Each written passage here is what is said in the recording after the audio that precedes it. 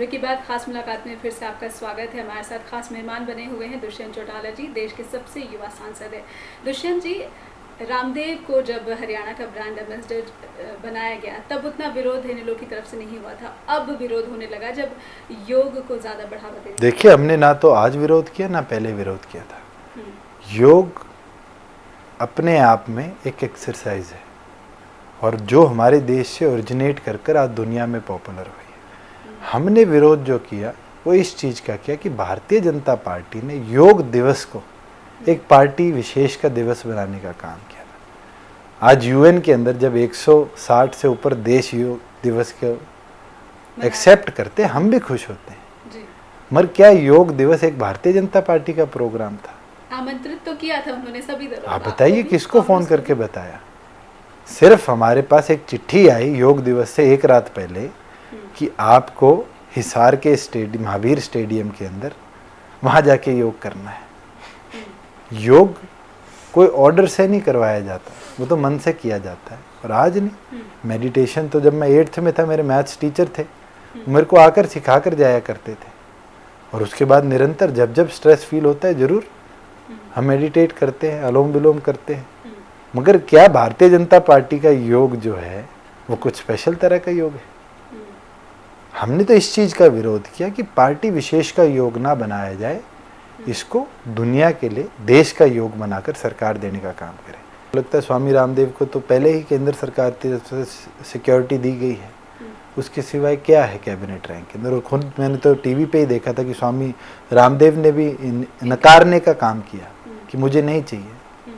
देखिए, स्वामी व्यक्ति हर चीज़ त्याग कर तपस्या कर कर वहाँ पहुँचता है, और ये सरकार सिर्फ नाम और फेम बढ़ाने के लिए ये अलग अलग ऑफर देने का काम करती है। पर ये ऑफर किस लिए था, क्या वजह हो सकती है? ये तो आपको खुद मनोहर लाल खट्टर जी बता सकते हैं, मुख्यमंत्री बता सकते हैं जी। ये किस तरह का ऑफर दिया गया था।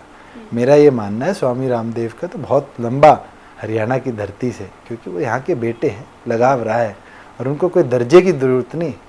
वो तो हरियाणा के लिए पहले ही बहुत कुछ कर चुके हैं, और जब जब उनका यहाँ कार्य पड़ेगा, उनका घर है, उनका स्वागत है, उनको कोई दर्जे के साथ बुलाने का हमें काम नहीं है। वो तो यहाँ के बेटे हैं, जब मर्जी आए उनका प्रदेश की जनता इसी तरह स्वागत करेगी। जन जागरण अभियान शुरू कर रही है इनेलो पार्टी, किस तरह से लोगों हम से जुड़ने की 90 के 90 हलकों के अंदर जाकर लोगों से संपर्क करेंगे और आगामी सेशन से पहले उनकी जो समस्याएं हैं उनको जानने का काम करेंगे। क्योंकि अब समय आ चुका, 6 महीने पार हो चुके, अब जनता से पूछने का काम आ चुका कि जनता को किस तरह सताने का काम भारतीय जनता पार्टी की सरकार ने कराया है।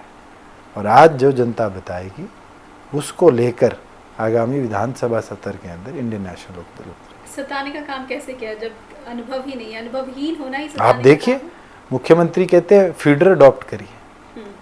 क्या फीडर अडॉप्ट करना एक विधायक का काम है? ये तो सरकारी अधिकारियों का काम है, जिनको आप तनख्वाह देकर वहां बैठाते हैं, जो एसडीओज एक्सीएंस हैं, जिनके अंडर वो फीडर्स हैं, ये उनकी जिम्मेवारी है, ये एक विधायक की जिम्मेवारी है। मुख्यमंत्री कहते हैं कि लोगों के मीटर बाहर लगवाइए, लोगों से उनके बिल लेने का काम विधायक करेगा। फिर आप उनके ऊपर लाखों करोड़ों रुपए क्यों खर्चते हैं? जो अधिकारी वहाँ बैठे हैं उनको हटाकर वो सैलरी भी विधायक को दे दीजिए। विधायक का काम है जनता की समस्या सुनकर उन समस्या को सुलझाने का, ना कि उनके घरों के बाहर नए मीटर लगवाने का, ना कि ये देखने का कि इसने बिल पे किया या नहीं किया। आज एक विधायक के अंदर कम से कम 1.5 लाख से ऊपर लोग हैं। अगर वो एक एक आदमी को ये बोलने लग गया कि बिल पे कर दो, तो 5 साल तो बिल पे करवाने में निकल जाएंगे। बिल पे कराने का काम सरकारी महकमों का है, और वो ये कहते हैं कि जो फीडर 70% से ज़्यादा रिकवरी करता है, हम उसको 24 घंटे और 18 घंटे के बीच में बिजली देंगे। तो मैं मुख्यमंत्री को बताना चाहूँगा कि सिरसा जिला आज भी 80% से ज़्यादा बिल पे करता है। रिसेंट जो डाटा था 83% बिल पे हुआ सिरसा के अंदर। आप सिरसा को क्यों नहीं एक मॉडल जिले के तौर पर कर दिखाते?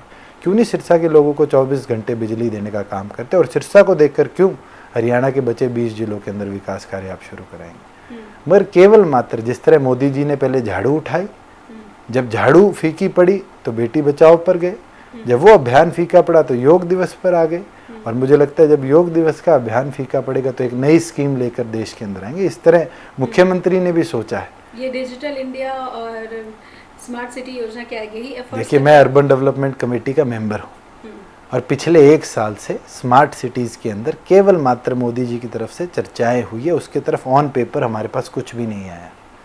और हम तो बारी बारी कमेटी के अंदर ये मांगते हैं कि क्या मास्टर प्लान है स्मार्ट सिटी के लिए, और आज सरकार के पास 1 साल 2 महीनों पे एक भी मास्टर प्लान नहीं बना। क्या हम इस तरह स्मार्ट सिटी की तरफ जाएंगे? हम डिजिटल इंडिया की बात कर रहे हैं।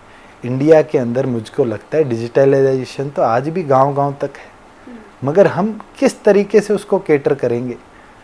हरियाणा के प्रत्येक गांव के अंदर, मेरी लोकसभा के 426 में से 322 गांव के अंदर आज ऑप्टिक फाइबर पहुंच चुकी है, मगर क्या वो ऑप्टिक फाइबर जो लाइन हमने बिछाई है करोड़ों खर्च कर कर, क्या वो हरियाणा के उन घरों तक पहुंची है? नहीं पहुंची।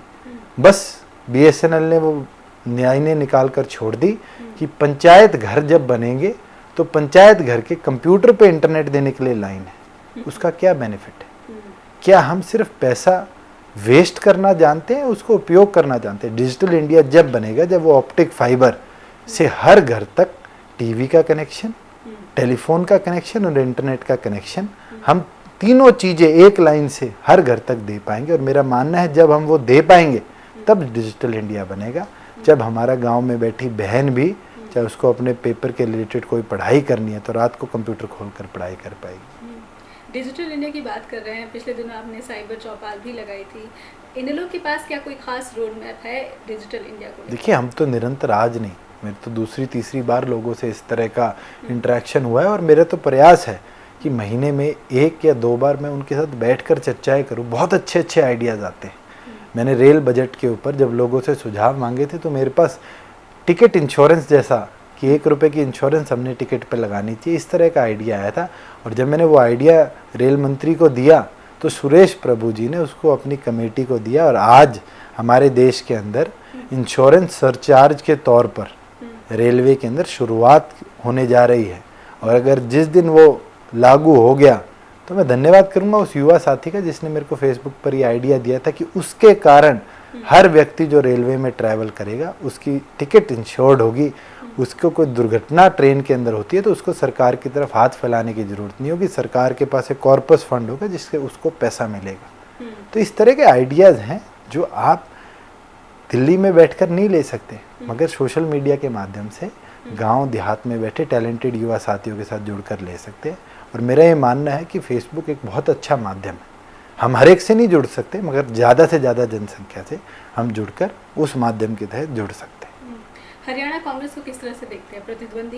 द्वंद्वी काफ़ी बड़ी पार्टी है कांग्रेस, या फिर? देखिए, आज कांग्रेस विनाश की तरफ है देश के अंदर। की वजह से देश के अंदर देखिए, जो पार्टी कभी देश के इतिहास में 100 से कम नहीं आई, आज वो 44 पर आकर होगी। अब जो लड़ाई है राजनीतिक तौर पर, वो लड़ाई है कि रीजनल जो कि ओरिजिनल पार्टीज है या नेशनल पार्टी जो आज बीजेपी है, और इसके बीच में क्या चेंजेस आएंगे। और मेरा ये मानना है जिस तरह का देश के अंदर अब माहौल बना है, क्योंकि आम आदमी पार्टी भी एक रीजनल पार्टी है, जिस तरह का माहौल बना है आने वाले समय में, जिस तरह चौधरी देवीलाल जी कहा करते थे कि रीजनल पार्टीज ओरिजिनल पार्टीज हैं, क्योंकि वो रीजन की हर समस्या को जानकर अपनी आवाज़ उठाती हैं। लेकिन अब जो राजनीतिक पंडित हैं वो तो कह रहे हैं कि क्षेत्रीय पार्टियों का अस्तित्व खतरे में है। शायद जनता परिवार का महाविलय अगर राजनीतिक पंडित सही होते तो मुझे लगता है कांग्रेस भी एग्जिट पोल्स के अंदर आगे चल रही थी,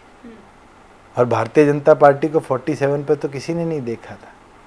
तो वो लोग तो सिर्फ एक गैस करते हैं, गैस वर्क पे दुनिया नहीं चलती। पर क्या यही वजह नहीं है कि जनता परिवार का महाविलय हुआ है? आप भी उसमें एक देखिए हिस्सेदार हैं। आज नहीं, देश के अंदर इतिहास उठा लीजिए, जब कांग्रेस से पहली बार एक 70s के अंदर दल अलग हुआ था, उस समय भी सारों को जो किसान कमेरी की लड़ाई लड़ने वाले लोग थे, एक होकर लड़ाई लड़नी पड़ी थी।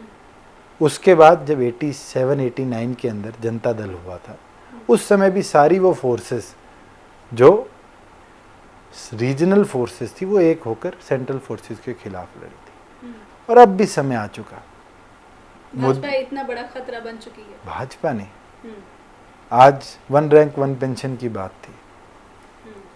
8,300 करोड़ का एक बजट है जो इस पोस्ट के लिए चाहिए, मगर क्या मोदी जी जो खुद रेवाड़ी की धरती पर बोल कर गए थे कि मैं हरियाणा की धरती पर जब दोबारा आऊँगा, जब मैं मेरे फौजी साथियों को 1 रैंक 1 पेंशन ला पाऊँगा। उसके बाद 2 बार हरियाणा की धरती पर आ चुके और उन फौजी भाइयों को नहीं याद कर पाए जो देश की सीमाओं पर अपनी जान न्यौछावर करते हैं। वही मोदी जी है कि मुद्दों के लिए ये महाविलय हुआ है। बिल्कुल है। आज गरीब की, किसान की, कमेरे की, जो अपने दम पर लड़ने वाला व्यक्ति है, उसकी लड़ाई लड़ने वाला ना तो कांग्रेस में कोई है ना बीजेपी में कोई है। और इसलिए मैं बारी बारी बोलता हूँ कि रीजनल पार्टी, जो रीजनल पार्टीज हैं, जो रीजन की समस्या जानती है, जब तक वो एक होकर अपनी आवाज़ बुलंद नहीं करेगी, मुझे नहीं लगता देश के अंदर बड़े चेंजेस आएंगे। पर यही जो महाविलय है, जनता परिवार है, उसको कांग्रेस समर्थन दे रही है बिहार में। देखिए, हमारी पहले दिन और आज भी एक साफ सोच है। हमने हमेशा कांग्रेस के विरोध में लड़ाई लड़ी है, क्योंकि कांग्रेस ने जिस तरह इस देश को आज नहीं 48 से ऊपर सालों से लूटा है, अब समय आ चुका कांग्रेस को इस देश से गायब करने का। कि किस तरीके से मनरेगा के अंदर लोगों को डिपेंडेंस बनाकर आगे इनने उनका उपयोग किया। एक चुनाव तो जीते, मगर दूसरे चुनाव में तो मनरेगा के वर्कर सही नहीं था, सही योजना जिस तरह इम्प्लीमेंट हुआ, मैं तो मानता हूँ बिल्कुल सही नहीं था। हम तो आज रूरल डेवलपमेंट की स्कीम है MNREGA, district vigilance and monitoring body में हम उसको देखते हैं। आज जहाँ किसानों को वर्कर्स नहीं मिलते अपने खेत के अंदर से नरमा निकालने के लिए, जीरी कटवाने के लिए, वहाँ नरेगा के अंदर हमने क्या करवाया लोगों से? यहाँ गड्ढा खुदवा कर यहाँ मिट्टी गिरवा दी, बारिश आई वो वापस मिट्टी भर गई, फिर दोबारा गड्ढा खुदवा कर खा।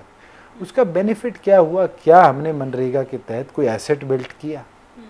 पर क्या ये सफलता नहीं मिली कि जो प्रवासी मजदूर हुआ करते थे, बाहर जाकर रोजी रोटी के लिए जूझते थे, अब उनको अपने घर पर ही रोजगार मिलता? देखिए, अगर रोजगार मिलता वो बहुत अच्छा है, उनको वही तो कह रहा हूँ, डिपेंडेंट बना दिया पैसे दे देकर, मगर उसका उपयोग क्या हुआ?